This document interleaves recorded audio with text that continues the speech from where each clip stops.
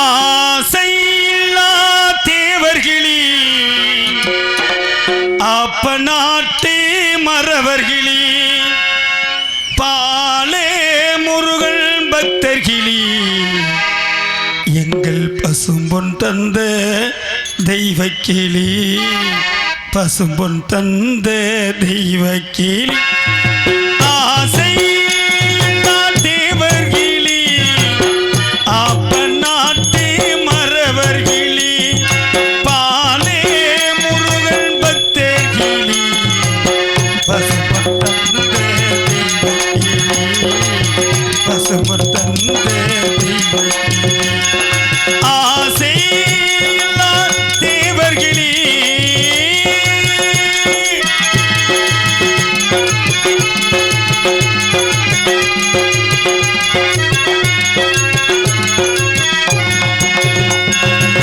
முத்து முத்தா கவி இருக்கு எங்கள் முத்துராமலிங்கத்திற்கு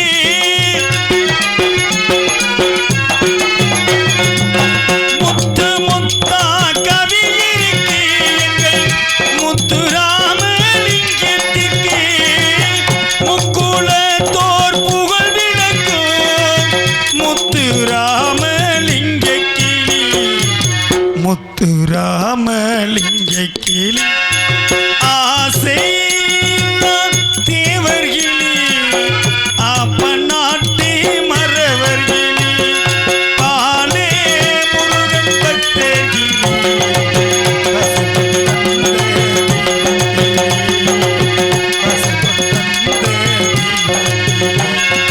ஆசை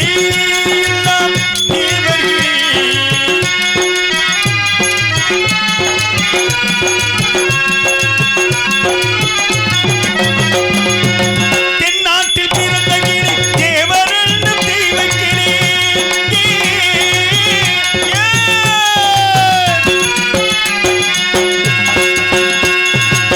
தென்னாட்டில் பிறந்த கிளி தேவரண்ணும் தெய்வக்கிளி சேது நாடு கண்டெடுத்த தெய்வீக தங்கக்கிளி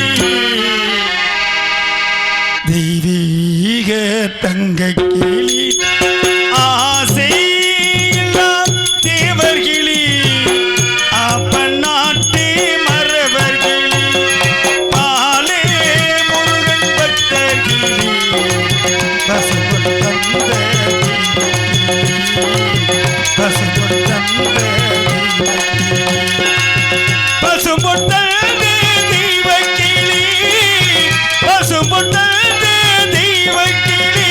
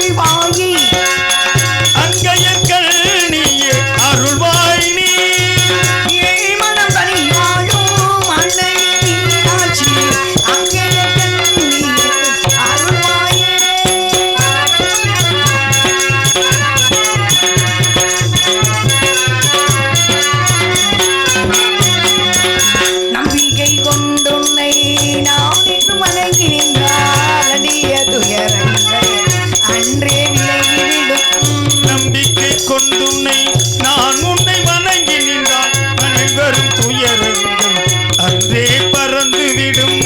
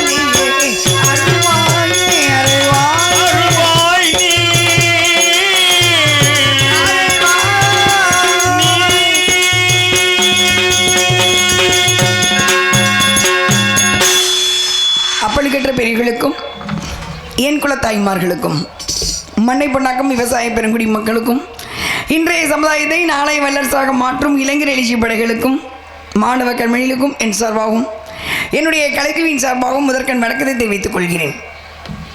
உயர் திரு சங்கரதாஸ் சுவாமிகளின் திருநாமம் வாழ்கவென்று கூறி அவரது புகழ் ஓங்குவென்று சொல்லி இவ்வூர் மக்களின் நல்லாசியும் என் சக கலைஞரின் நல்லாசியும் என்றும் எனக்கு நிலைத்திருக்க வேண்டும் என்று விண்ணப்பித்துக் கொள்கிறேன்.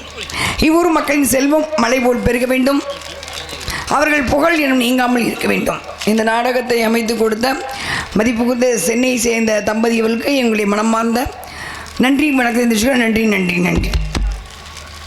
எங்களது நாடு தொண்டை நாடு, ஊர் சித்தூர், தந்தைமை நம்பி தலைவன், தாயின்மை நங்கை மோகினி எல்லாமே. இந்த முதல்ல டீ பிஸ்கட்லாம் சாப்பிட்டு முடிங்க, அப்புறம் நான் பேசுகிறேன், சரிங்களா? ஆமாம், எங்கள் நிலைமை ரொம்ப மோசமாயிடுச்சுங்க. பரவாயில்ல, நாங்கள் பாவப்பட்ட ஜென்மம், பரிதாபப்பட்ட ஜென்மம். உண்மையிலேயே லூஸ் மாதிரி நான் வந்து பேசிக்கிட்டு இருக்க வேண்டியதான், சரிங்களா? முதல்ல டீ பிஸ்கட்டை சாப்பிட்டு முடிங்க. கும்மாயம் பூதி நேற்று கும்மாயம் பூதி குடிச்சா பூதி கும்மாயம் பூதி பரவாயில்ல, நம்மளும் பூதியாக போயிடலாம். இல்லை, நான் ரொம்ப அதை சும்மா ஜாலியோட வந்து அவ்வளோதான். இல்லை ஏன் சொல்கிறேன்னா, கந்தபுராணம் முருகனை பற்றி பேசும்போது கவனிக்கணும்ல அவங்களுக்கான. நமக்கு நான் தான் தினம் பேசிக்கிட்டு தானே இருக்கேன். அதெல்லாம் எனக்கு வந்து அருள் கிடச்சிக்கிட்டு தான் இருக்கும். நம்ம பேச வர்றதே அவங்க கேட்கணுங்கிறக்க, அது அப்புறம் அவங்க கேட்கணும்னா எதுக்கு பேசலாம்? சாப்பிட்டு முடியும், ஒன்றும் பிரச்சனை இல்லை. அப்படியே காரில் புதியாட்டு வாங்கினே 3 புதெல்லாம் வாங்க.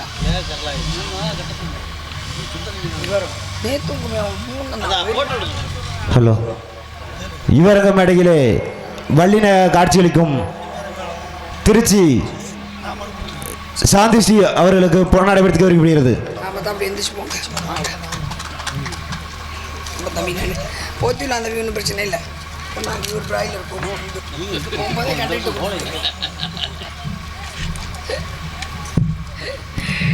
பொன்னாடை வைத்துக்கிறது விழா குழுவினருக்கும் மற்றும் நாடகத்தை வைத்த நாடக கலைஞர்களும் என்னுடைய இதயம் கொண்ட சிறந்தாழ்ந்த நன்றி நன்றி. நல்ல ஒரு கும்பாபிஷேகம் காலையில் முடிஞ்சிச்சா? நான் காலையில் கும்பாபிஷேகம் நாளை காலையில் அந்த நல்ல புகையெல்லாம் சுவாசிக்கங்க.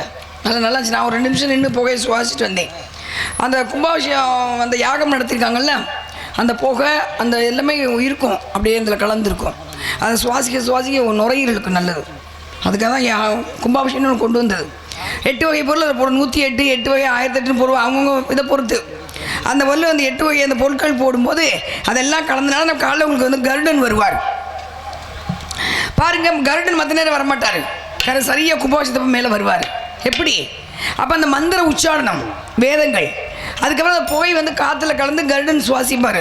ரொம்ப கூரிய பார்வை உள்ளது கருடன் மட்டும்தான், ரொம்ப அதிக சக்தி கருடன். அதுக்கு அந்த வந்து ராஜபறவை, மகாவிஷ்ணுவோட வாகனம். சஞ்சீவி செடி அவருக்கு தெரியும். 2வது வந்து அமிர்த கலசத்தை பூமியிலேருந்து கொண்டு போனவர். அவர் அமிர்த கலசம் மேலேருந்து கொண்டு வந்து மறுபடியும் இங்கே தூக்கிட்டு போனவர். அதனால் வந்து கருடனுக்கு முக்கியத்துவம் கொடுத்துருப்பாங்க. கருடாழ்வார் எல்லா மகாவிஷ்ணுவிலையும் கருடன் இருப்பார். அப்போ கும்பாபிஷேகம் எந்த கோயிலுக்கு கும்பாபிஷேகம் வச்சாலும் சரி கருடன் வந்துடுவார். அப்போ என்ன, அந்த கருடனோட நிழல் நம்ம மேலே படணுங்கிறக்காக தான் அவரே கேட்டு வாங்கிய வரம் மகாவிஷ்ணுகிட்ட கேட்டு உனக்கு என்ன வேணும்னு கேட்குறாரு. இதை சொல்லி முடியும் கும்பாபிஷேகம்ல கண்டிப்பாக தெரியும். அப்புறம் இருக்கிறீங்களா குடத்தில் எல்லாம் தூங்கிடுவீங்க, ஓடிடுவீங்க. அதனால் இருக்கிற 10 பேர் அதை கேட்டுக்கோங்க. என்னென்னா, ஒரு தடவை வந்து 2 பேரும் அக்கா தங்கச்சி 2 பேரும் அக்கா தங்கச்சினால கொஞ்சம் பொறாமை இருக்க தானே செய்யும். ஒரு வந்து பாம்புக்கு அம்மா, ஒருத்தர் வந்து கருடனுக்கு அம்மா. அந்த பேசினா ரொம்ப நேரம் ஆயிரும், அதனால் கொஞ்சம் சுருக்கமாக. அப்போ வந்து இந்த பாம்புகளோட அம்மா வந்து கத்துரும், கருடனோட அம்மா வந்து வினதை. 2 அந்த மாதிரி 2 முட்டை இடுவாங்க. இவங்க 108 முட்டை, இவங்க 105ஐயும் பொறிச்சிருவாங்க. அவங்க வந்து 2ல் 1 தான் பொறிஞ்சிருக்கும். அந்த 1 பொரியாமல் இருக்க உடச்சிருவாங்க. அப்போ வந்து முதல் கால் ஊனத்தோட ஒரு குழந்தை வந்துடும். 2வது அந்த குழந்தை சாபம் கொடுத்துட்டு போயிடும். இப்படி அவசரப்பட்டு முட்டையை உடச்சிட்டேம்மா பாரு, கால் ஊனமாக போயிடுச்சு பாருன்ட்டு என்ன பண்ண, பொறுமை வேணுங்கிறக்காக தான் ஒவ்வொரு கதைகள் பேசுவது, புராணங்கள் பேசுவது, நமக்கு அதில் உள்ள ஒரு விஷயங்களை தெரிஞ்சுக்கணும் அப்படிங்கிறக்காக. அப்போ என்ன பண்ண, 2வது குழந்தை நீ வந்து அடிமையாக போயிடுன்னு சொல்லி சாபம் கொடுத்துட்டு சூரியனுக்கு தேரோட்டியாக போயிடுவார். முதல் பிள்ளை அந்த கருடனோட அன்னை வந்து அருணன் பிள்ளையாக போயிடுவார். 2வது அந்த அம்மா வந்து பொறுமையாக அந்த கருடன் பிறப்பார். கருடனும் அவங்க அம்மாவும் பாம்புகளுக்கு அடிமையாக இருப்பாங்க. அந்த ஒரு சாபம் ஒரு சாபத்தினால தங்கச்சிகளுக்கு. அப்போ அடிமையாக இருக்கும்போது கருடன் போய் கேட்பாரு பாம்புகள்கிட்ட, எங்கள் அம்மாவும் நானும் உங்களுக்கு அடிமையாக இருக்கோம், சேவகம் பண்ணுறோம், இந்த அடிமைத்தனத்தில் எங்கள் வெளியே வரணும்னா என்ன பண்ணணும் அப்படின்னு கேட்குது. அப்போ பாம்புகள் கேட்குறாங்க, ஒன்று வேணாப்பா, மேலே இருக்கல அமிர்தம், அதை கொண்டாந்து எங்கள்கிட்ட கொடுத்துட்டா உங்கள் அம்மாவை ஒன்று நாங்கள் அடிமையிலேருந்து விடுவிச்சிடுறோம் அப்படின்னு சொல்லி சொன்னேன்னா, அமிர்தம் எங்கே இருக்குது? தேவேந்திரன் இருக்குது. அப்போ என்ன பண்ணுறாரு, அம்மாவை அடிமையிலேருந்து விடுவிக்கணுமே தான் பெத்ததா அப்படின்ட்டு ஒரு பிள்ளை சாபம் கொடுத்துட்டு போயிடுச்சு. ஒரு பிள்ளை அந்த சாபத்தை விமோசனப்படுத்துவதற்காக கருடன் என்ன பண்ணுறாரு, வேகமாக போகிறாரு. தேவேந்திரோட சண்டை. தேவேந்திரன் வந்து கொடுப்பாரு அமிர்தத்தை, சரியான சண்டை 2 பேத்துக்கும். ஆனால் தேவேந்திரனால் ஜெயிக்க முடியல. அப்போ மகாவிஷ்ணுவே வருகிறாரு கருடனுக்கு. கருடன் போர் புரிஞ்சுன்னா அப்போ வந்து கேட்குறாரு, எதுக்காக நீ வந்து போர் பண்ணி? இல்லை, எனக்கு வந்து நாங்கள் அம்மாவை நான் அடிமைத்தனத்தில் வெளியே வரணும், அதனால் வந்து இந்த அமிர்தத்தை வந்து பாம்புகள் கேட்டிருக்காங்க, அதுக்காக தான் போர் பண்ணி சரி கொடுத்து விட்ருன்றார் மகாவிஷ்ணு. போர் பண்ணி கொடுத்துட்றாரு. அப்போ ஒன்று சொல்கிறாரு, நீ கொடுத்துரு, நாங்கள் வந்து எடுக்கிற மாதிரி எடுத்துக்கிறோம் அப்படின்னு சொல்லிட்டு கருடன் அந்த அமிர்த கலசத்தை கருடன் தூக்கிட்டாங்கன்னா கருடனுக்கு அவ்வளோ ஒரு புண்ணியம். கருடன் நிழல் நம்ம மேலே பட்டாலே நமக்கு அவ்வளோ புண்ணியம். அந்த கருடன் அந்த கலசத்தை அமிர்த கலசத்தை தூக்கிட்டு கொண்டாந்து தர்பை புல்ல வச்சுறாரு. பாம்பு எல்லாம் கூப்பிட்றாங்க, இங்கே பாருங்கள் எல்லோரும் வாங்க, உங்கள் அம்மா எல்லோரும் நீங்கள் கேட்ட மாதிரி அமிர்தத்தை நான் கொண்டு வந்துட்டேன், இப்போ நாங்கள் அடிமையாக விளையிறோம் அப்படின்னு சொல்லிட்டு தர்பை புல்ல வச்சுட்டு போயிடுறாரு. ஆனால் குளிச்சுட்டு வந்தால் நீங்கள் சாப்பிடணும் அப்படின்னு என்ன குளிச்சுட்டு வரணும்னு சொல்லி எல்லா பாம்பும் குளிக்க போயிடுறாங்க. அப்போ தேவேந்திரன் வந்து அமிர்தம் தூக்கிட்டு போயிடுவார். பார்த்தா பாம்புகள் குளிச்சுட்டு வந்து பார்த்தா உள்ள கலசம் இருக்காது, அந்த தர்ப்பப்புல் மட்டும்தான் இருக்கும். ஒருவேளை அந்த தர்ப்பப்புல்ல கலசம் சிந்தி இருக்குமோ அப்படின்னா அந்த தர்ப்பப்புல்லை நாவினால் சுவைத்ததால் பாம்புகளுக்கு இருநாக்குங்கிறது புராணம், சரிங்களா? அப்போ அந்த கருட கலசத்தை தூக்கிட்டு போவேன். அதுதான் இன்றைக்கி கும்பாபிஷேகம் நடக்கும்போது தர்ப்பப்புல் வச்சுருப்பாங்க ஐயர்கள் கையில் வந்து தர்ப்பை வந்து அமிர்த கலசம் கொஞ்ச நேரம் தர்ப்பப்புல்ல இருந்துச்சு, அதனால் அந்த தர்ப்பைக்கு அவ்வளோ விசேஷம். 2வது தர்ப்பப்புல் வந்து கதிர்வீச்சுக்களை இழுக்கக்கூடிய சக்தி. மேலே இருக்க கதிர்வீச்சு என்பது விஞ்ஞானம், ஆனால் தெய்வீக சக்தி என்பது புராணம். அதை இழுக்கக்கூடிய சக்தி அந்த தர்ப்பப்புல்லுக்கு உண்டு. இடி அந்த சந்திரகிரகண சூரியன் நம்ம தர்ப்பப்புல்லை கையில் சுற்றிக்குவாங்க நம்மளை தாக்காமல் இருக்கிறக்கா. தர்ப்பைக்கு அவ்வளோ மகிமை. அப்போ வந்து அந்த தர்ப்பப்புல்ல வச்சுலாம் தர்ப்பைக்கு அவ்வளோ மகிமை. பாம்பெல்லாம் வந்து பார்த்துட்டு ஈர்நாக்குன்னு சொல்லுவாங்க. அந்த கருடன் அந்த கலசத்தை தூக்கிட்டு அமிர்த கலசத்தை தூக்கிட்டு போனாலும் கருடனுக்கு அப்புறம் கேட்குறாரு மகாவிஷ்ணுட்ட, நான் இவ்வளோ செஞ்சேன் இல்லை, எனக்கு ஏதாவது வந்து ஒரு வரம் கொடுங்களே. அப்போ தான் மகாவிஷ்ணுனாராம், எந்தெந்த ஆலயங்களில் கும்பாபிஷேகம் நடத்துகிறார்களோ அங்கே மறுநாள் மந்திர உச்சாரணங்கள் பண்ணி யாகங்கள் நடத்தும்போது மறுநாள் அந்த கலசத்திற்கு தண்ணீர் ஊற்றும்போது நீ அந்த கலசத்தை சுத்த வேண்டும். அந்த கலசத்தை சுற்றுறது உனக்கு வந்து நான் வரமாக கொடுக்குறேன். அப்போ கலசத்தை சுற்றும் போது கீழே மக்கள் இருப்பாங்க, அவங்களுக்கு என்ன நன்மை உட்காந்து பார்க்குறாங்கல்ல. உன் நிழல் பட்டால் அவங்கள் மேல், உன்னுடைய நிழல் அவர்கள் மேல் பட்டால் ராகு கேது தோஷம் இருந்தால் சற்று விலகும். ஏன்னா பாம்புகளுக்கான நீ கலசத்தை தூக்கிட்டு போன அப்படிங்கிறது ஒரு வந்து இது வந்து புராண கதை. அதனால அது ஒன்று. இது வந்து புராண ரீதியாக கருடனுக்கு வந்து சஞ்சீவி வேர் எங்கே இருக்குன்னு தெரியும். சஞ்சீவி வேர் இது நான் கேட்ட உண்மை. திண்டுக்கல் சிறுமலையில் போய் பளிங்கர்கள் இருக்காங்க, உள்ளே போனீங்கன்னா உங்களுக்கு தெரியாது, நான் இங்கே கொஞ்ச நாள் இருந்தேன். அந்த திண்டுக்கல் சிறுமலை கேள்விப்பட்டு, சிறுமலை வாழைப்படம், அங்கே வந்து பளிங்கர்கள் இருக்காங்க. அவங்கெல்லாம் மருத்துவமனைக்கெலாம் போனதே கிடையாது. கை கால் வெட்டிட்டா கூட அவங்க உள்ளே அப்படி போயிட்டு இருந்தாங்கன்னா ஆறிடும். அப்போ நான் கேட்டேன், சஞ்சீவிங்க நிறையா இருக்குங்க, இந்த மலைக்குள்ளே சஞ்சீவி இருக்குது, அதெல்லாம் எல்லாம் சரியாயிடும் அப்படின்னாங்க. நான் ஒரு தடவை மெடிக்கலில் வேலை பார்க்கும்போது, ஆஸ்பத்திரியில் வேலை பார்க்கும்போது, ஸ்டாஃப் நர்ஸாக இருக்கும்போது எனக்கு அந்த இந்த டிபி இது ஒரு பேஷண்ட்டுக்கு எடுக்கும்போது அப்படி மேலே பட்டு அந்த சிரிஞ்சு லூஸ் ஆகிப்பட்டு முகமெல்லாம் வந்துடுச்சு பெருசாக ஒரு மாதிரி அந்த இன்ஃபெக்ஷன் ஆகிடுச்சு. அப்போ வந்து நான் எங்கேயுமே மருந்து சாப்பிட்டு டாக்டர்ஸ் எழுதி கொடுத்தேன், எம்டி வரைக்கும் எழுதி கொடுத்தா கேட்கல. சும்மா விளையாட்டாக எங்கள் பாட்டி வீட்டுக்கு போனேங்க, அங்கே போனேன். போய் ஒரு நாள் தான் இருந்தேன், அந்த மலைக்குள்ள எல்லாம் சரியாயிடுச்சு. அப்போ தான் நம்பினேன். சில விஷயங்கள் நான் அனுபவ ரீதியாக தான் பேசுவேன், இல்லாட்டி பேசவே மாட்டேன். நான் ஒன்று அதை படித்து நல்லா முழுசாக தெரிஞ்சுவேன், இல்லாட்டி அனுபவிச்சிருப்பேன். அப்போ நான் கேட்டேன் அவங்கள்ட்ட, இந்த சஞ்சீவினா அதை பார்க்க முடியுமானே? அதை பார்க்க முடியாதுங்க, உங்களுக்குலாம் தெரியாது, கருடனுக்கு மட்டும்தான் தெரியும். எங்கள்கிட்ட இருக்குது, ஆனால் நாங்கள் யாருக்கும் தரமாட்டோம். எங்கள்கிட்ட எல்லார்ட்டும் இருக்காதே, ஒரே ஒருத்தர் எங்களுடைய தலைமை பஞ்சாயத்து தலைவர் இருக்கிற அது மாதிரி அவர்கிட்ட மட்டும்தான் இருக்கும். அதனால அது எப்படி உங்களுக்கு கிடைக்கும்னு கேட்டேன். அப்போ சொன்னாங்க, அமாவாசை என்று விரதம் இருந்தேன். அதோட கொக்கரை பிடிக்குதாம்மா. அமாவாசை என்று விரதம் இருந்து ஒரு 40 நாள் விரதம் இருப்போம். விரதம் இருந்துட்டு போய் அமாவாசை ஒரு மந்திர உச்சாரணம் பண்ணுவோம். ஒரு ருத்ராய நமங்கிற மந்திரத்தை 107 தடவை சொல்லுவோம். அப்போ அந்த கடப்பாறை இப்படி நிற்க வச்சுட்டு மந்திரம் சொல்லும்போது கடப்பாறை ஒரு பக்கமாக சாயும். அப்போ அந்த கடப்பாறை சாயிற பக்கம் நாங்கள் போனோம்னா அங்கே வந்து கருடன் வந்து முட்டையிட்டு அந்த குஞ்சு பொறிச்சிருப்பார். பணம் மரத்தில் அந்த கூலையில் அது தெரியும். நாங்கள் என்ன பண்ணுவோம், இரும்பு கம்பியை கொட்டி மேலே அப்படியே கட்டி விட்டு வந்துடுவோம். கருடன் வருவார் தான் குஞ்சுகளுக்கு ரெண்டு முட்டைக்கு மேலே விட்டதே கிடையாது. கருடனுக்கு வந்து அதிக முட்டை இட மாட்டார். பார்ப்பாரு, பார்த்தா குஞ்சுகளுக்கு இற கொடுக்கணுமே, இரும்பு கம்பியூஷன் நாங்கள் கட்டியிருப்போம்.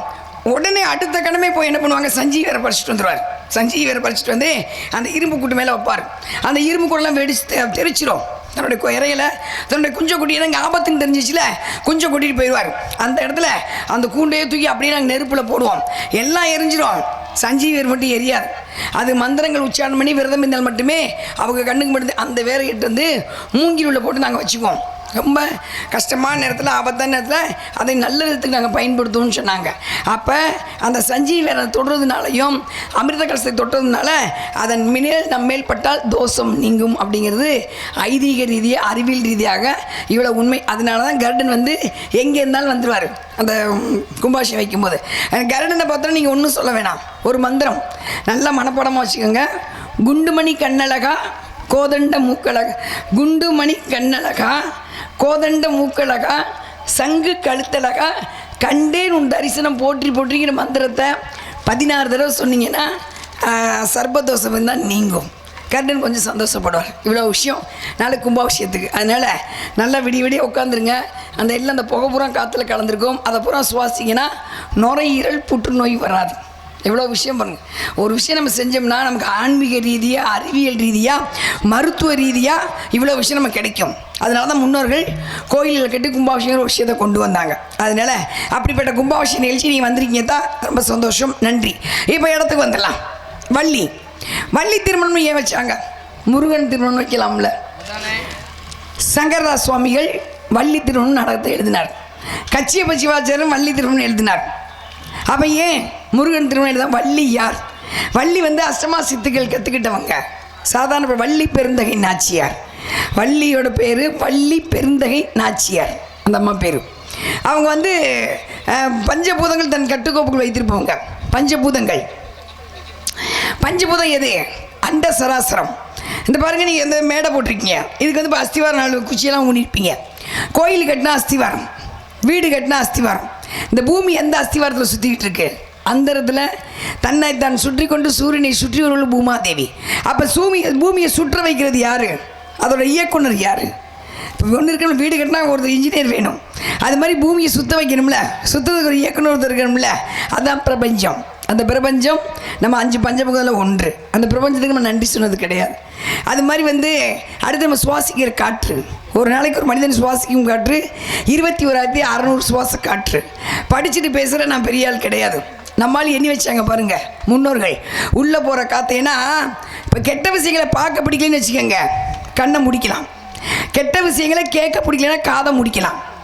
கெட்ட விஷயங்களை பேச பிடிக்கலன்னா வாயை முடிக்கலாம். சரிங்களா? 2 நாள் சாப்பிடாம கூட இருந்துடலாம், விரதம் இருக்கேங்கிற பேரில் எதுவும் கிடைக்கலன்னா சாப்பிடாமல் இருந்துடலாம். ஆனால் நான் மூச்சு விடாமல் இருக்க மாட்டேன்னு மூக்க மூட முடியாது, செத்து போயிடுவோம். அதுவாக தானியங்கி மாதிரி அதுவாக சுவாச காற்று உள்ளே போயிட்டு வெளியே வரும். அப்போ அந்த சுவாச காற்று உள்ளே போகிற காற்று எப்போ போகுது, எப்போ வெளியே வருதுன்னு என்ன பாருங்க. நம்முடைய ஆள் முன்னோர் 21,600 சுவாச காற்று கூட்டினீங்கன்னா 9ல் முடியும். கலியுகத்தின் கணக்கு 4,32,000 ஆண்டுகள். 4, 3, 7, 2, 9. அது மாதிரி நவகிரகங்கள் 9, நவசக்திகள் 9, நவபாஷணம் 9, ஒரு மனிதனுக்கு நவதுவாரங்கள். அதனால தான் பழனி மேலே கலியுக தெய்வன் 9 பாசனத்தால் செய்யப்படும். கூட்டி கழிச்சு பார்த்தீங்கன்னா எல்லாம் வந்து முடியும். அப்போ அந்த 9 துவாரங்கள் இல்லாமல் மனிதர்கள் வாழ முடியாது. அதை அடிப்படையாக வச்சு தான் ஒரு கணக்காக முருகன் சிலை செய்யப்பட்டது. அப்போ அது வந்து அந்த சுவாசை காற்று கொடுக்குற வாயு பகவான் பஞ்சபூதங்களில் ஒருத்தர். அடுத்து வர்ண பகவான் இல்லாமல் இருக்க முடியாது, தண்ணி இல்லாமல் வாழ முடியாது, அது வந்து பஞ்சபூதங்களில் ஒன்று. அடுத்து பூமாதேவி இல்லாமல் வாழ முடியாது, சோறு இல்லாமல் வாழ முடியாது. அப்போ இதெல்லாம் வந்து பஞ்சபூதத்தை தன் கட்டுக்கோப்பில் வைத்து போடுதான் கனக வெங்கை பூங்குறத்தி. அதனால தான் அந்த அம்மாவுக்கு முக்கியத்துவம் கொடுத்து அஷ்டமா சித்திகள் கற்றுக்கிட்டவங்க. கிழங்கை கத்திரிக்காமல் போனீங்கன்னா வள்ளி நெல்லுக்காயை போட்ட இடம் இருக்கும், மஞ்சள் தேய்ச்சி குளித்த இடம் இருக்கும், தந்தத்தால் அந்த தினையை இடித்த இடம் இருக்கும். இவ்வளோ விஷயம் இருக்குது வள்ளி. அது அங்கே எங்கள் கதிர்காமம் இலங்கையில். அது மாதிரி இங்கே தமிழ்நாட்டில் வேலூர் மாவட்டம் அங்கே போனீங்கன்னா வள்ளி நெல்லுக்காயை போட்ட இடம், மஞ்சள் தேய்ச்சி குளிச்ச இடம், தினையை வந்து இடிச்ச இடம் இன்றைக்கி இருக்குது.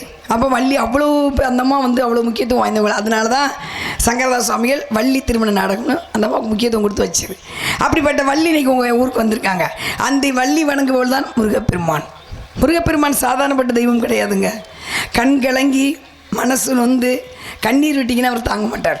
கோயிலில் போய் நின்றுட்டு மனசு வலிக்க ஒரு கவலையை நினச்சிட்டு கண்ணீர் விட்டிங்கன்னா அவர் தாங்க மாட்டார், செஞ்சு உடனே உதவி செய்வார்.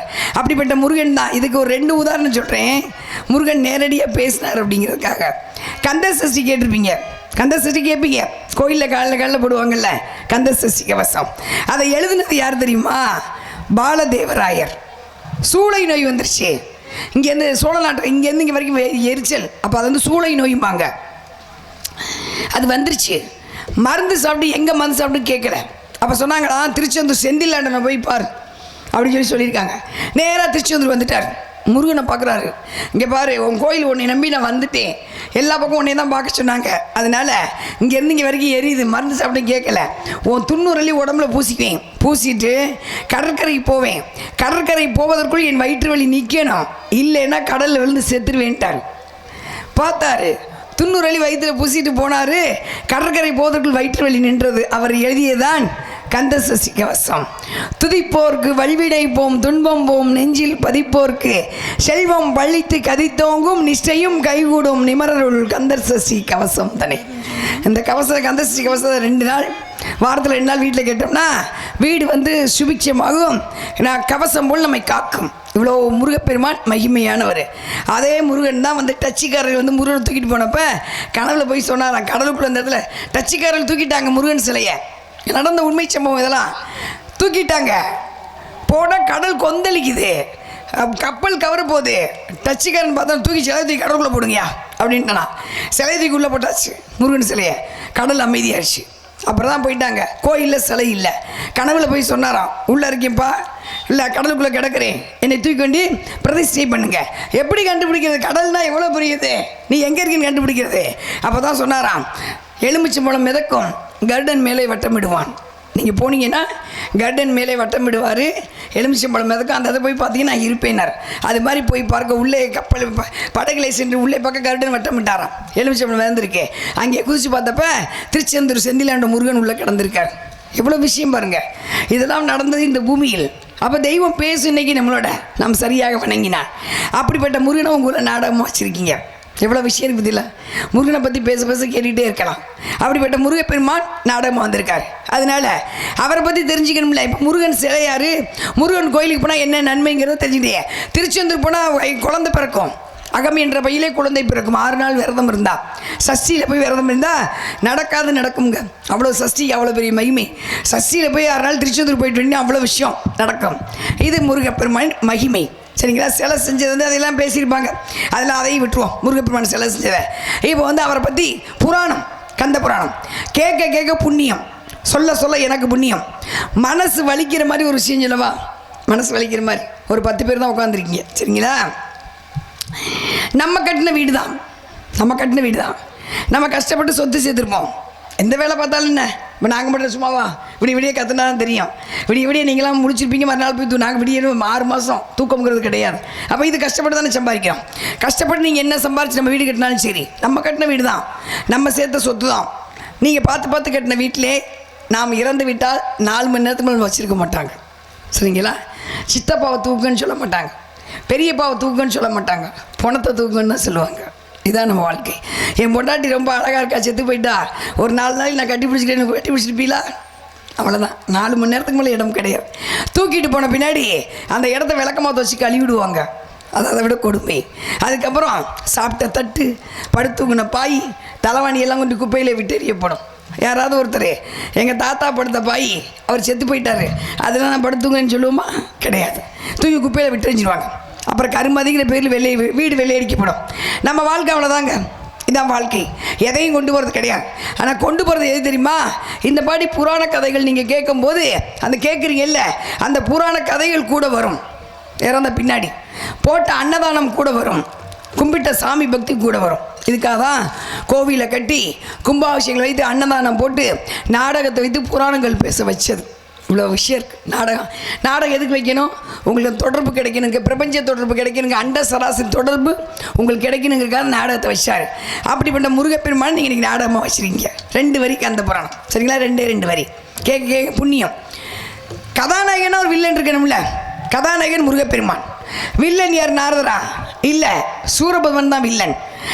4வது யுகத்தில் பிறந்தவர் அசுரன். எல்லாரும் அடிமையானு 1000 வருஷம் தவம் இருக்காரு. சிவன் காட்சி கொடுக்கல. கோபம் வந்துருச்சு.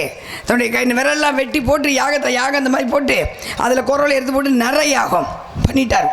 சிவன் பார்க்க இவ்வளோ பெரிய பக்தனாக இருக்கானேன்னு தன்னுடைய ஜடாமுடி அவிழ்த்து விட, ஜடாமுடி இந்த கங்கை இந்த சாம்பலில் ஊடுருவி போக சூரபனுக்கு உயிர் வந்துச்சு. எந்திரிச்சு நிற்கிறார். காசி பெருக்கும் மாயைக்கு பிறந்த சூரபன் அழிந்தேன், இப்போ எனக்கு உடம்பு கொடுத்துருக்க, நான் கேட்குறலாம் கொடு. சிவன் சிரிச்சா, என்ன வேணும்? எல்லாரும் அடிமையாகணும். 33 தேவர்கள், பிரம்மா, விஷ்ணு, சிவன், யமன், நாரதர் எல்லாரும் எனக்கு அடிமையாகணும். அப்படியா?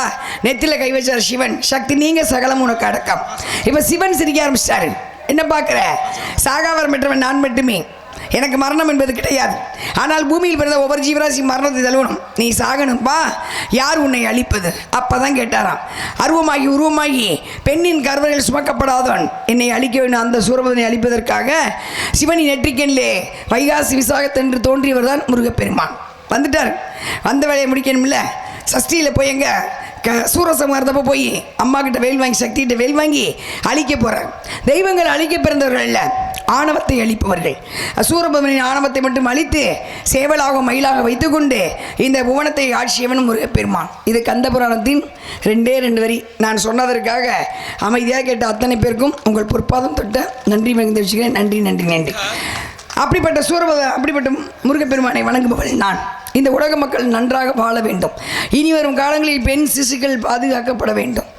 பூமி கொஞ்சம் சாஞ்சிருச்சு, நம்மளால் ஒன்றும் பண்ண முடியாது. அதை போய் நிமித்தி வைக்க முடியுமா? எதுவுமே பண்ண முடியாது. வாழும் முறை வாழ்க்கை. பிள்ளைகளுக்கு பக்தியை சொல்லிக் கொடுங்க. வாழும் முறை வாழ்க்கை. விவசாயம் பெருகணும், விவசாயிகள் மதிக்கப்படும்.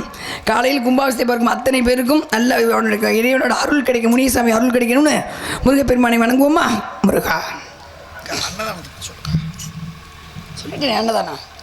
ஆமாம், நல்லா தான் இருந்துச்சு. ஒரு சிறப்பு சொல்லுவேன். அன்னதானம் தான் அது புண்ணியம். கவனிக்கலையா? சொல்லிட்டேன். கோவில் கும்பாபிஷேகம் அன்னதானம் போட்டாலே வந்து புண்ணியம். 10 பேர் சாப்பிட்டாங்களே புண்ணியம். அது மட்டும்தான் நான் சொன்னேன். இறந்த பின்னாடி அது மட்டும்தான் கூட வரும். கும்பிடப்படும் சாமி பற்றி பிறகு அன்னதானம், பிறகு அன்னதானம், கேட்கப்படும் புராண கதை 3 மட்டும்தான் இறந்த பின்னால் கூட வேறு எதுவும் வராதுங்க. நம்ம வயிறதை வச்சு தான் சரி, பதவி, படித்த பதவி, இருக்கிற அழகு, சொத்து, சுகம் எதுவும் கூட வராது. அவ்வளோதான். இதுதான் வாழ்க்கை. அதனால் முருகப்பெருமானை வணங்குவோமா? முருகா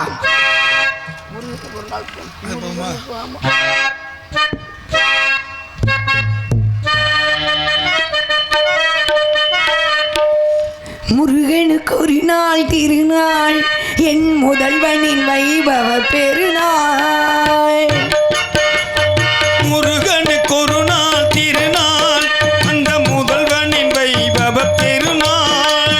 கடம்பனுக்கு ஒரு நாள் திருநாள், கடம்பனுக்கு ஒரு நாள் திருநாள். இந்த கார்த்திகை பெருநாள் ஒரு நாள். முருகனுக்கு ஒரு நாள் திருநாள், என் முதல்வனின் வைபவ பெருநாள்.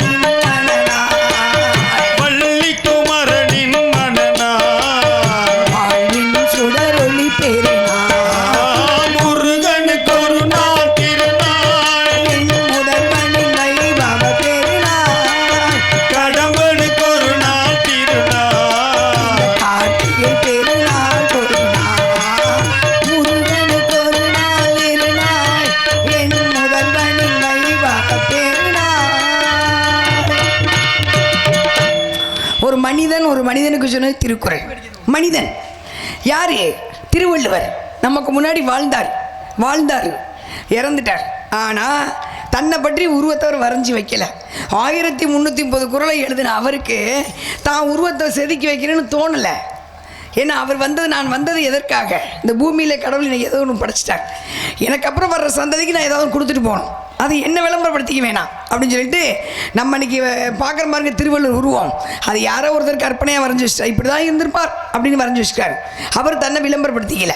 ஆனால் அவர் கொடுத்த குறள் 1130 குறள், 133 அதிகாரம், 1330 குறள், 133 அதிகாரம். அறத்துப்பால், பொருட்பால், காமத்துப்பால், மொத்தம் 3 விஷயம்தான். அறம், பொருள், இன்பம், இதுதான் வாழ்க்கை அப்படின்னு அவர் கொடுத்துருக்காரு. ஆனால் பொருளை பற்றி நம்ம பேச வேணாம். பொருள் எல்லார்ட்டையும் இருக்குது, பணம் யார்கிட்ட இல்லை, எல்லார்ட்டையும் பணம் இருக்குது. ஆனால் நிம்மதி இல்லை. மனச்சாட்சியை தொட்டு சொல்லுங்கள், ஒரு 15-20 வருஷத்துக்கு முன்னாடி இருந்த நிம்மதி இப்போ இருக்கா? இல்லை. 20,000 பையில் இருக்கும், ஆனால் தூக்கம் வராது, நிம்மதி இருக்காது. 20 செகண்ட் அந்த பணம் காணாமல் போயிடும். ஆனால் என்னை பார்த்தா அப்போ அப்பச்சி வந்து 2 ரூபா பையில் வச்சுருப்பார், சந்தோஷமாக வாழ்ந்தார். அதனால் பொருளை பற்றி பேச ஆத்தா என்னை பார்த்தா அப்போ தான் வந்து சேலம் முந்தாயில் ஒரு 50,000 முடிஞ்சு வச்சுருக்கோம். அந்த 50,000 கையேந்தி நிற்போம் பாருங்க, அதுலேருந்து சந்தோஷம் இப்போ இல்லை. பணம் பயிலாட்டம் இருக்குது, ஆனால் நிம்மதி கிடையாது. அதுக்கப்புறம் காமம், அடே அப்பா அது கேட்கவே வேணாம். வெறும் 10 வயசு கீழே உள்ள பிள்ளைகிட்ட தான் வருது, என்ன கன்றாவின்னு தெரில, சரிங்களா? அது இறைவன் பார்த்துக்குவார். இப்போ அறத்தை எடுத்துக்குவோம். அறம்னா என்ன? உண்மை, வாழ்கிற வாழ்க்கையில் சத்தியம், தர்மம், பவித்திரமாக வாழ்ந்தால் பிரபஞ்சம் நமக்கு தலைவணங்கும், காலம் நம்மை பாராட்டும். நம்மளை பாராட்ட வேணாம். கூட பிறந்த அண்ணன், தம்பி, அம்மா, அப்பா, பொண்டாட்டி, பிள்ளை, குட்டி எதுவும் நம்மளை பாராட்ட வேணாம். ஒரு சிலர் நினைப்பாங்க, நாயா அந்த குடும்பத்துக்கு நான் உழைக்கிறேன், ஒரு பிள்ளை என்னை பாராட்ட மாட்டேங்குதியா அப்படிம்பாங்க. வேண்டாம், காலம் உங்களை பாராட்டும். உன் கடமையை நீ சரியாக செய்தால் காலம் உன்னை பாராட்டும். அதை விட நமக்கு பாராட்டு வேறு எதுவுமே தேவையில்லையே. நான் சொல்லலை, இது சிவன் கோயிலில் ஒரு ஐயர் சொன்னார். எனக்கு இந்த வார்த்தை எனக்கு அவ்வளோ ஒரு நான் மாதம் போவேன். அந்த திருச்சி தான் இருக்குது. தாய்மானவர் கோயிலுக்கு போவேன். எனக்கு ரொம்ப பிடிச்ச கோவில்.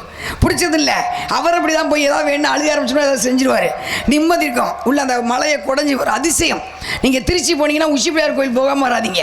உச்சி பிள்ளையார் கோயில் பார்த்துட்டு நடுவில் தாய்மானவர் சன்னதின்னு ஒன்று இருக்கும், சிவன் கோயில், அது உள்ளே போயிட்டு வந்துருங்க. எப்படி தான் அப்படி கட்டினாங்கன்னே தெரியல. ஒரு மலையை பாறைக்குள்ளே அவ்வளவு சிற்பங்கள், அவ்வளவு வேலைப்பாடுகள். நான் போனால் சிவனை வணங்குவேன், ஆனால் கட்டடத்தை பூரா பார்ப்பேன், எப்படி தான் போய் கட்டினாங்க அப்படின்னு. அவ்வளோ ஒரு வேலைப்பாடான கோயில். அங்கே ஒரு தடவை போனப்போ ஐயர் நூல் சுற்றிக்கிட்டு இருந்தார். இந்த சொம்புக்கு கும்பாசத்தப்ப இப்படி கட்டங்கட்டமாக சுற்றி இந்த ரொம்ப அழகாக இருந்துச்சு. பார்த்துக்கிட்டே நின்னேன். அப்புறம் கேட்டேன், அது வந்து ஐயா அப்படின்னு சொல்லுங்க அப்படின்னாரு. ஒன்றில் சாமி நமஸ்காரம், இந்த கும்பாபிஷத்தில் இருக்கிற சொம்புக்கு அர்த்தம் தெரியும், உள்ளே இருக்க தண்ணிக்கு விளக்கம் தெரியும், அந்த மேலே வைக்கிற தேங்காய்க்கு எனக்கு விளக்கம் தெரியும், இந்த நூலுக்கு மட்டும் மஞ்சள் கலர்லேயும் வெள்ளைக்கல் சுற்றுறீங்களே அர்த்தம் சொல்லுங்க அப்படின்னு. அப்போ தான் சொன்னார், என்ன வேலை பார்க்குறீங்கன்னாரு. வள்ளி மரத்தில் வள்ளியாக நடிக்கிறேனே. அப்போ தான் சொன்னார், ரொம்ப கொஞ்சம்லாம் பேசுகிறாங்கம்மா, நீ பார்க்க முடியல, எல்லாம் கொஞ்சம் டபுள் மீனிங் பேச ஆரம்பிச்சிட்டான்னு ரொம்ப வருத்தப்பட்டார். அப்போ தான் நான் சொன்னேன், இல்லைங்கய்யா, நான் வந்து 20 வருஷமாக அந்த ஃபீல்டில் இருக்கேன், நான் ஒரு வார்த்தையும் வாயில் வந்தது கிடையாது. நான் கந்த புராணம், மரத்தை நடுங்க, செடி நடுங்க, நெத்தியில் குங்குமத்தை வைங்க, சாமியை கும்பிடுங்க தான் பேசுகிறேன். ஆனால் எனக்கு அவ்வளோ பாராட்டு கிடைக்காது அப்படின்னு. அப்போ தான் அவர் சொன்னார், அந்த ஐயர் சொன்னார். ஐயரில் சிவனே வந்து சொன்ன மாதிரி இருந்துச்சு. எதுக்குமே நம்ம கவலைப்படக்கூடாதுமா, உங்களை காலம் பாராட்டும். கந்த புராணத்தை நீங்கள் பேசிக்கிட்டே இருங்க, காலம் பாராட்டும், கடவுள் பாராட்டுவார். அதை விட நமக்கு என்ன வேணும் அப்படின்னாரு. அந்த எனக்கு அவ்வளோ சந்தோஷமாச்சு. அப்போ தான் கேட்டேன், அந்த நூல் அப்படின்னா சூரியன் சந்திரன், வேற ஒன்றும் கிடையாது. சூரியன் சந்திரன். சூரியன் எப்படி இந்த பூமியை காப்பது போல், சந்திரன் எப்படி இந்த பூமியை காப்பது போல் இறைவன் எங்களை காக்க வேண்டும் அப்படின்னா அந்த நூலை சுற்றுறதுமான்னு சொல்லி அவர் விளக்கம் கொடுத்தார். அது மாதிரி ஒரு சில விஷயம் இது மனிதனுக்கு சொன்னது, சரிங்களா? எந்த பட்டமும் கிடையாது. சமந்தர் தான், அருணகிரிநாதர் தான். முன்னாடி வந்து பெரிய அந்த சுடர் இந்த சுடர் அப்பெல்லாம் எது இதிகாச சுடர், இமயமலை சுடர்லாம் எந்த பட்டமும் கிடையாது. ஆனால் அடுத்தவங்க பாடின பாட்டை நாங்கள் பாடிவிட்டு எங்களை 5000 பட்டம் நாங்கள் போட்டுக்குவோம், சரிங்களா? அவ்வளோ அத்தனை பட்டம் வாங்கி வச்சுக்குவோம், அதில் வேறு சொல்லிக்குவோம். சங்கடமாக தான் இருக்குது. அவ்வளோ எழுதுனாங்க அவங்க. ஞான சம்பந்தர் 3 வயசுங்க. இதில் நடந்த உண்மை சம்பவம். ஐயர்கள் உட்காந்து கேட்டு தான் தெரியும், அவங்களுக்கு தெரியும். வந்து 3 வயசு கொண்டு போய் சீரியாலில் கொண்டு அவங்க அப்பா என்ன பண்ணுறாரு, கோவில் பக்கத்தில் குளத்தங்கரில் வந்து உட்கார வச்சுட்டு குளிக்க போயிட்டார். உள்ளே போய் சிவாய நம்ம சொல்லிக்கிட்டே இருக்காரு. பிள்ளை 3 வயசு பிள்ளை தானே, அப்பாவை காண பார்க்குது. கோபுரத்தை பார்த்துச்சு, அப்பான்னு அழுக ஆரம்பிச்சிச்சு. சிவன் பார்த்தான சக்திகிட்ட, பிள்ளை அழுகிறான்ல, போய் பால் கொடுத்துருவா போன்னு. அம்பாள் கிண்ணத்தில் பால் கொண்டு வந்திருக்கா, பொற்கிண்ணத்தில் கொண்டாந்து சம்பந்தர் கொடுக்க. 3 வயசு லபக்கு லபக்குன்னு பாலை குடிக்குது. குடித்த பால் அப்படியே கோவட்டில் வடியுது. அதான் குடித்த பால் கோவட்டில் வடியுது மங்களா. அதுதான் அம்பாள் கொடுத்துட்டு போயிட்டா. அப்பா அங்கேருந்து வந்துட்டார். பெத்தாப்பா அபிஷ்டு பூணூல் போடுறவங்கள அபிஷ்டு ஏற்றடா பால் வாங்கி குடிச்சு ஓங்கி அடிக்க போக அம்பாள் கொடுத்தாப்பா அப்படின்னு பார்த்தாராம். அண்ணாந்து பார்த்த சம்பந்தருக்கு, திருஞான சம்பந்தருக்கு சிவனும் சக்தியும் காட்சி கொடுத்தார்கள் ரிஷப வாகனத்தில். அவன் பாடியதுதான் எது? தேவாரம். 3 வயசு பையன் பாடுறான்.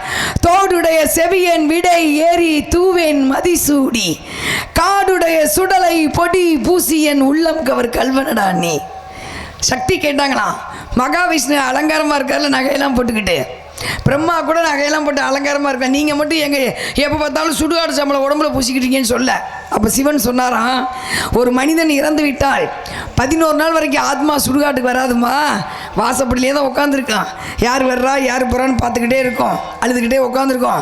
அந்த குடும்பத்துக்காக நம்ம இவ்வளோ கஷ்டப்பட்டவே நம்மளை மறந்துட்டாங்கன்னு அழுதுகிட்டே 11 நாள் காரியம் பண்ணுவாங்க. முடிச்சோன்னதை பார்த்துட்டு நேராக சுடுகாட்டுக்கு வரும் அழுது கொண்டே. அங்கே நான் அமர்ந்திருப்பேன் பிடி சாம்பல் முடிசூடா மன்னனாக இருந்தாலும் இறுதியில் பிடி சாம்பல் தாண்டா இந்த பூசிக்கொன்னு அவனை பூசி நானும் பூசிக்க அதைத்தான் அவன் பாடுறான். காடுடைய சுடலை பொடி பூசி என் உள்ளம் கவர் கல்வன். இது தேவாரம். மாசத்தில் ஒரு நாள் கோயிலில் பாடினா போதும். இது திருஞான சம்பந்தர் 4 பேரில் ஒருத்தர். அடுத்து அருணகிரிநாதர். நம்மால் உங்களுக்கு தெரியும், கிளியா உட்காந்துருக்காருல்ல அவர் அருணகிரிநாதர். பார்த்தாரு, உடம்பெல்லாம் குஷ்டம், ரத்தமாக வடியுது. உண்மை சம்பவங்க. ரத்தமாக வடியுது, சலமாக வடியுது. பிடிக்கல அவருக்கு வாழை. உடம்பெல்லாம் குஷ்டம், மருந்து சாப்பிட்டா கேட்கல. பார்த்தார், நேராக திருவண்ணாமலை கோபுரத்தில் போய் குறிச்சிட்டார். முருகன் ஏந்திக்கிட்டாரு. அவர் பாடியதான் திருப்புகள். நமக்கு மேலே ஒரு காலச்சக்கரம் சுத்தம், அதை நம்மளை நிர்ணயித்து வச்சிருக்கு, நீ இப்படி தான் வாழணும்னு. அந்த வாழ்க்கையை விட்டு நம்ம தடம் வரணும், அது நம்மளை விடாது. நம்ம அதுக்கு முன்னாடி சாக போனால் நம்மளை சாக விடாது. அது கூப்பிட ஆரம்பிச்சுன்னா நம்ம தடுக்கவும் முடியாது. அப்போ சொன்னார் முருகன், இன்னும் கொஞ்சம் இருக்கு, ஏன் சாகுறேன்னு வேல் வைத்து நாவிலே எழுதினார். அவர் பாடியதான் திருப்புகள். திருப்புகள் பாடியே குஷ்டமெல்லாம் சரியாக போச்சு. திருப்புகள் 108 தடவை பாடினீங்கன்னா இருமல் ரோகம்னு ஒரு திருப்புகள் இருக்கு. இருமல் ரோக முயலகன் வாதம் அதை படிச்சிங்கன்னா 108 தடவை உச்சியிலேருந்து உள்ளாக எந்த நோய் இருந்தாலும் சரியாயிருங்க. மருந்து சாப்பிட வேணாம். திருப்புகள் பாடியே தொழுநோய் சரியாச்சு அவருக்கு. அது அருணகிரிநாதர் முருகனை பார்த்து திருப்புகள். வீட்டில் திருப்புகள் பாடினீங்கன்னா பிள்ளைங்க திக்கி திக்கி பேசுவாங்கல்ல, அந்த பிள்ளைகள் திக்குவாய் சரியாயிடும். எங்களை போன்ற மேடை பேச்சாளர்களுக்கு வார்த்தைகள் தெளிவாக வரும். அருணகிரிநாதர் முருகனை பெருமானை பார்த்து பாடிய திருப்புகள். முத்தை தருமத்தி திருநகை அத்திக்கிரை சக்தி சரவண முக்தி கொருவித்து குருபரை என ஓதும்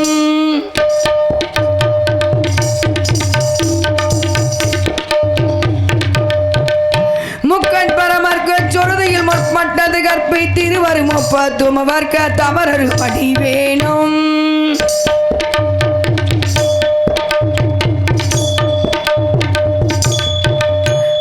தலைதத்தை கணை கொடு ஒற்றை கிரிமத்தை பொறுதொரு பட்ட பகல் வட்ட தீரில் இரவாக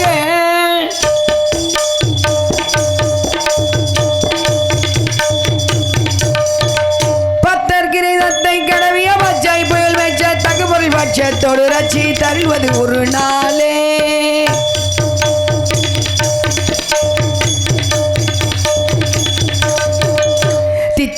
ஒத்த பரிபுரம் நித்த பதமைத்து பைரவி கொருடிக்க கழுகொடு கழுகாட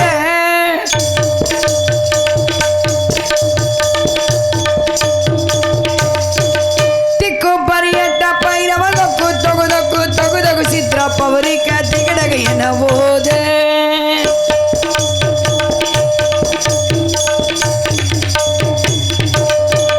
குத்துப்பறை கொட்ட களமிசை குக்கு கூக்கு குத்தி புகை முத்து பிடியன முதுகூகை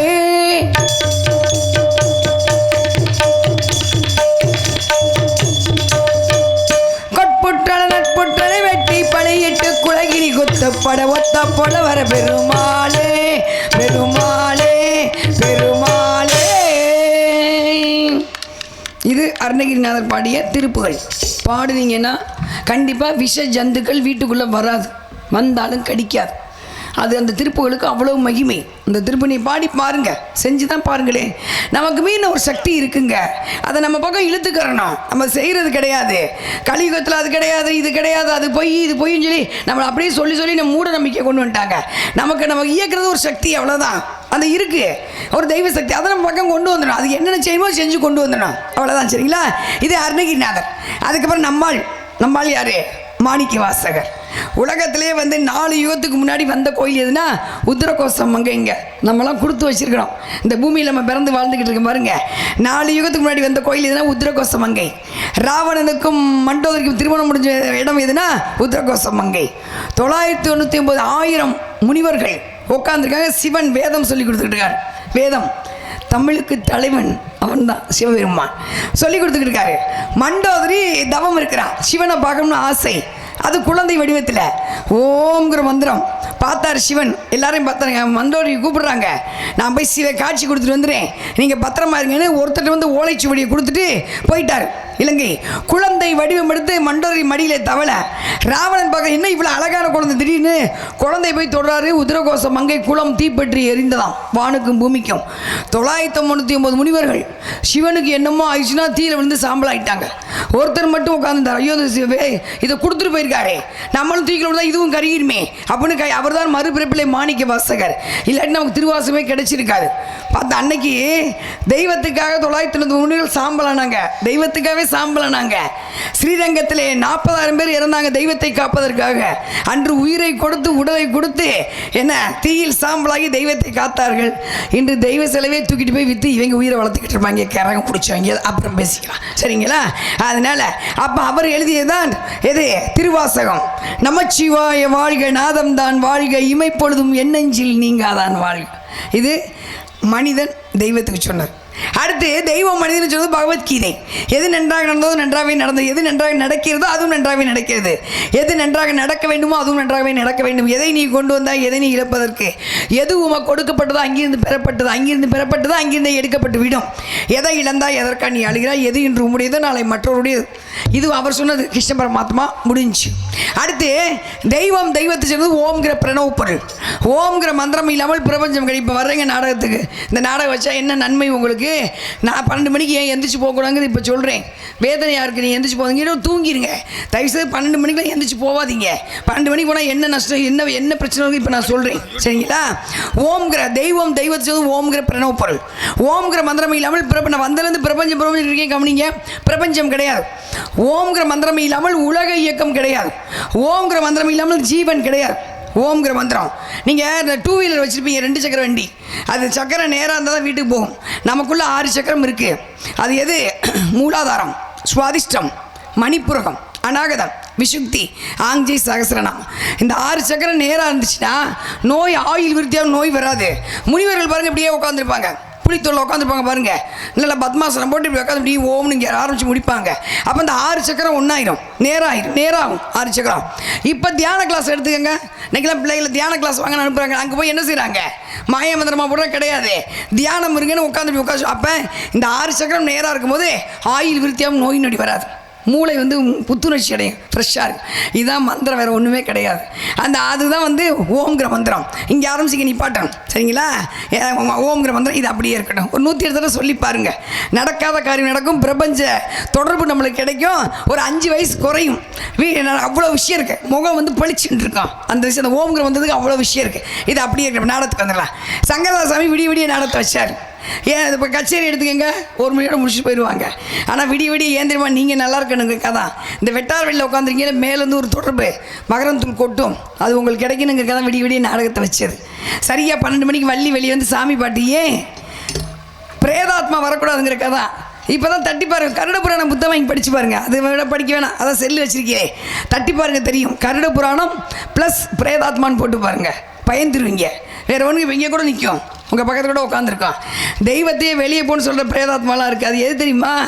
மரணம் என்பது வேறு, தற்கொலை என்பது வேறு, கொலை என்பது வேறு, ஜீவ சமாதி என்பது வேறு, துர்மரணம் என்பது வேறு. மரணத்திலேயே மோசமான மரணம் துர்மரணம். அந்த துர்மரணம் ஆத்மா மேலே போகாது, அது பிரேதாத்மாவை சுற்றிட்டு தான் அலையும். அது நம்ம பக்கத்தில் வரக்கூடாதுங்கிறதா. அந்த காலத்தில் கிராமத்தில் பாருங்கள், தாத்தா பாட்டிலாம் ராத்திரி 12 மணிக்கெலாம் வெளியே போகாதப்பா, காற்று கருப்பு அண்டுவாங்கள்ல, அந்த காற்று கருப்பு பிரேதாத்மா தான். இன்றைக்கி ரிசர்ச் பண்ணி போட்டிருக்காங்க. அது ஒட்டுச்சுன்னா உங்களை விட்டு போகாது, அது ஆசை தீரும் முறை. அதனால தான் 12 மணிக்கெலாம் வெளியில் போகக்கூடாது. படிச்சிங்க, ராத்திரி பகல் 12 மணிக்கு கூட வெளியே போக மாட்டீங்க. அதனால் என்ன பண்ணுவாங்க? முந்தியெல்லாம் ராத்திரி 12 மணிக்கு பூசாரி கோயிலை திறந்து அர்த்தஜாம பூஜை பண்ணுவாங்க. கோயிலுக்கு பண்ணிட்டு 2 தீப்பந்தத்தை ஊரில் சுற்றுவாங்க. பிரேதாத்மா ஊருக்குள்ள வரக்கூடாதுங்கிறக்காக இப்போ யாரும் பண்ணுறது கிடையாது. வள்ளி திருமணத்தை வள்ளி வந்து நான் இந்த ஊர் வரிக்கா சம்பளமாக வாங்கிட்டு போகிறோம். நீங்கள் என்ன வேலை பார்க்குறீங்கன்னு தெரியாது, ஆனால் கஷ்டப்பட்டு வரி போட்டு நாடகம் வைக்கிறீங்க. நாடக சம்பளத்தை வாங்கிட்டு போகிறோம். இந்த ஊர் மக்கள் நல்லா இருக்கணும், அந்த ஊருக்குள்ளே எந்த கெட்ட சக்தி வரக்கூடாதுன்னு நான் மனசார சாமி பாட்டு பாடும்போது நீங்களும் மனசார சாமி பாட்டை கேட்டால் நீங்களும் கோயிலில் அர்த்தஜாம பூஜை பண்ணதுக்கு சமம். ஒரு சாமி பாட்டை முழுசாக கேட்டிங்கன்னா கோயிலில் பூஜை பண்ணதுக்கு சமம். ஒரு புராணத்தை முழுசாக கேட்டினா கும்பாபிஷேகம் பண்ணதுக்கே சமம்னு புராண புத்தகங்களை போட்டிருக்கேன். அதனால் நம்ம ஊர் நல்லா இருக்கணுங்கிறதுக்காக அந்த ஓம்ங்கிற மந்திரத்தை கொண்டு வந்துருவோமா? மனசார சொல்லி பாருங்க. ரேவதி ராகம் சிவனுக்கு மட்டுமல்ல எல்லா தெய்வத்துக்கும் பிடிச்ச ராகம்.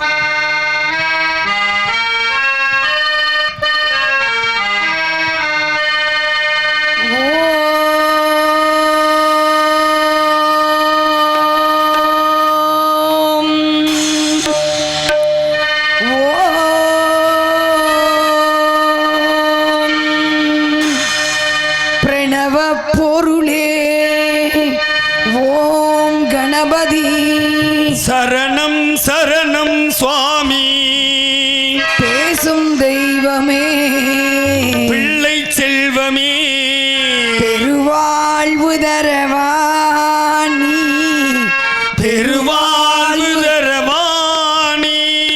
ஓம் ஓம் ஓம் பிரணவ பொருளே ஓம் கணபதி சரணம் சரணம் சுவாமி பேசும் தெய்வமே பிள்ளை செல்வமே பெருவாழ்வு தரவாணி பெருவாழ்வு தரவாணி.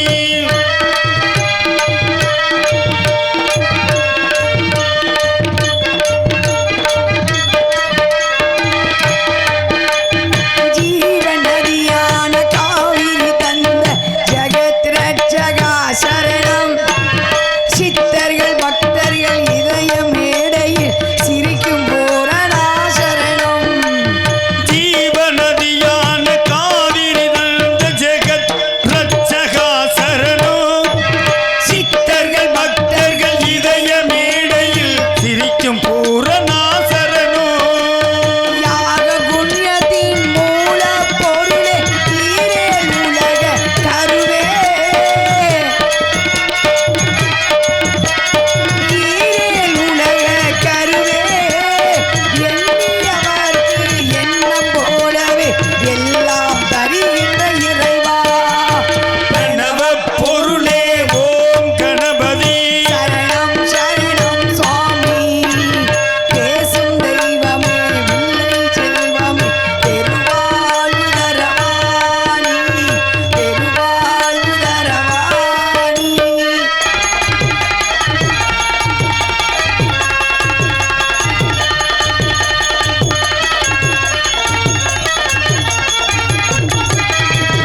மாபாரதத்தை மேருவில் எழுதி அந்தமூர்த்தியே சரணம் மலையாய் அருளாய் ஒளியாய் விளங்கும் மகா கணபதியே சரணம் மாபாரதத்தை நேருவில் நிறுத்திய மந்திரமூர்த்தியே சரணம் மலையாய் அலையாய் ஒளியாய் திகழும் மகா கணபதியே சரணம்.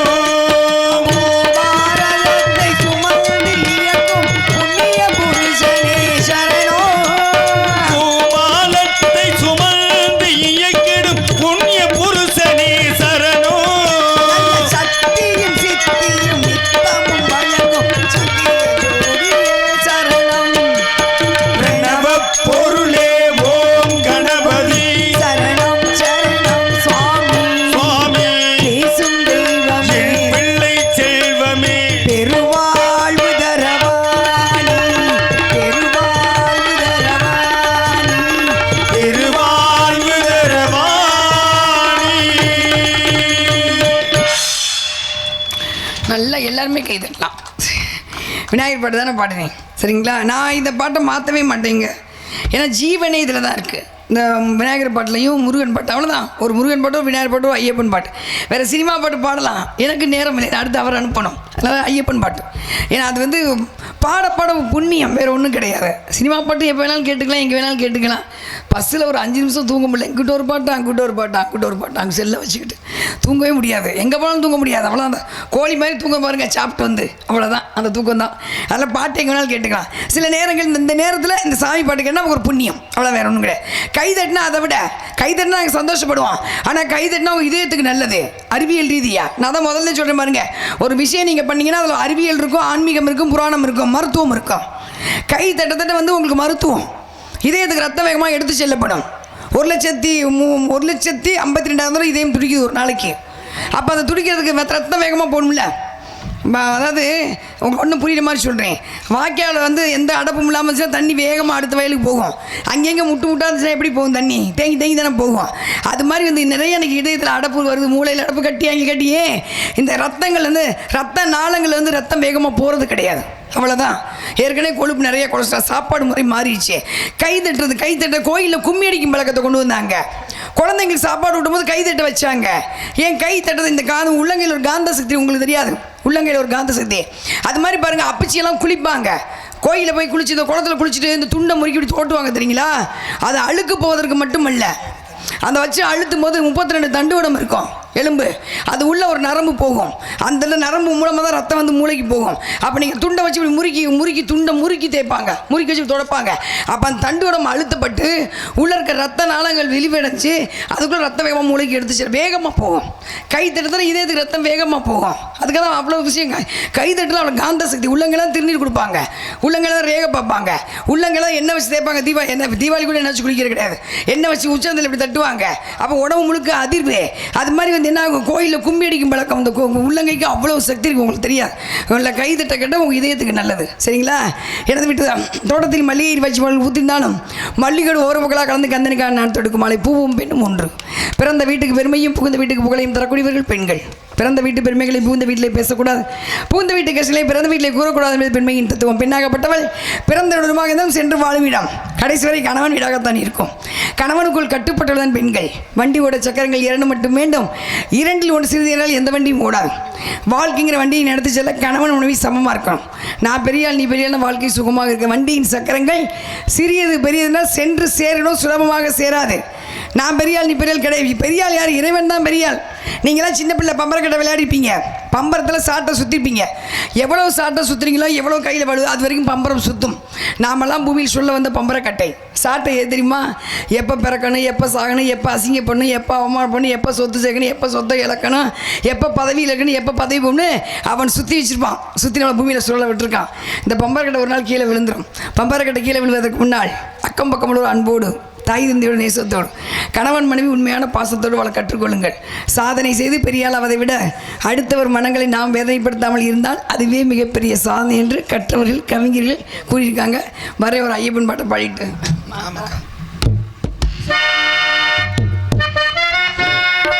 இருமுடி தாங்கி ஒரு மனதாகி குருவெனவே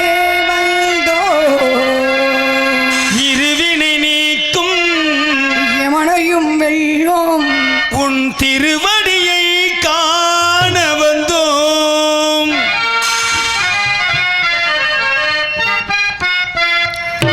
பள்ளி கட்டு சபரிமலைக்கு கல்லும் முள்ளும் காலுக்கு மெத்தை சுவாமியே ஐயப்போ ஐயப்போ சுவாமியே.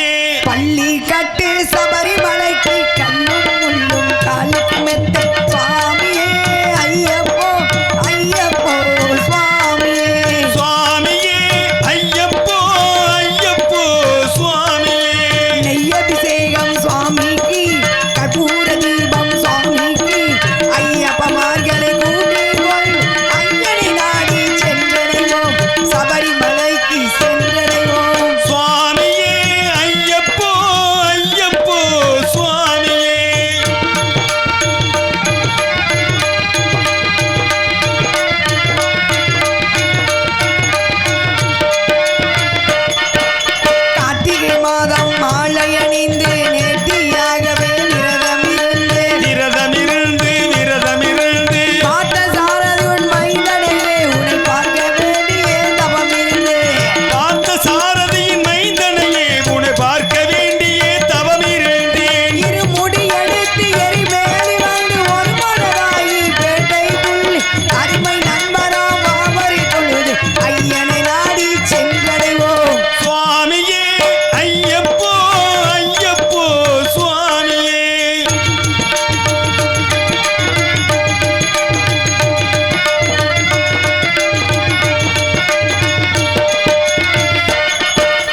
அழுகை ஏற்றம் ஏறும் போது அரியரன் மகனை தூக்கி செல்வார் வழிகாட்டிடவே வந்திடுவார் ஐயன் வாழ்மொழி ஏறி வந்திடுவார் ஐயன் வன்புலி ஏறி வந்திடுவார் கரிமலை ஏற்றம் கடினம் கடினம் கருணை கடலும் துணை புரிவார் கரிமலை இறக்கவும் வந்தவுடனே பெருநதி பம்பை கண்டிடுவார் சுவாமியே ஐயப்போ ஐயப்போ சுவாமியே